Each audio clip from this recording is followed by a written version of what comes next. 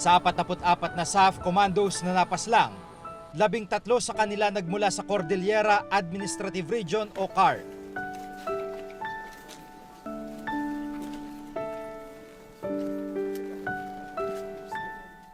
Gamit ang mga kawayan, nagtulong-tulong ang mga miyembro ng Ifugao PNP at mga kaanak upang maibaba sa kanilang tahanan ang labi ni PO3 Robert Aliaga, 35 taong gulang.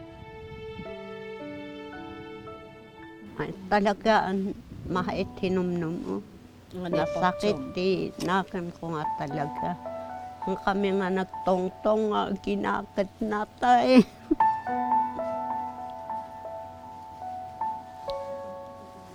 Bago pa man naging pulis si Robert, iginapang ng kanyang mga kapatid ang kanyang pag-aaral.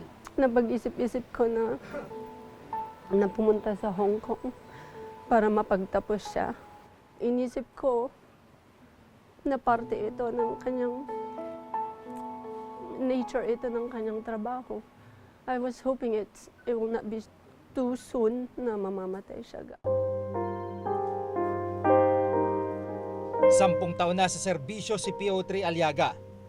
Nakasama rin siya ng PNP SAF nang ipadala sa Zamboanga Siege noong nakaraang taon.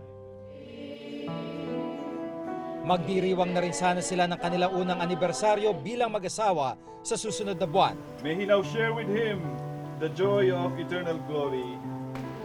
Yung mga pangarap namin na biglang naudlot, hindi na matutupad. Siguro po, ako na lang ang magpapatuloy noon. Kahit wala siya. Kasi parang wala na akong masasandalan.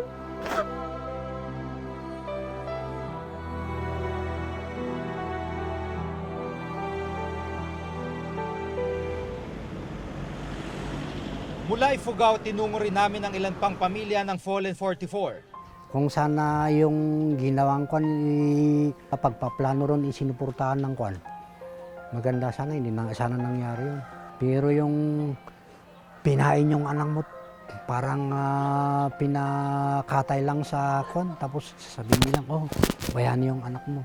Siyempre, anong mararamdaman mo? Wala. 4 na taon na sa serbisyo si PO2 Bilog. Naiwan niya ang asawa at kanilang 8 taong gulang na anak.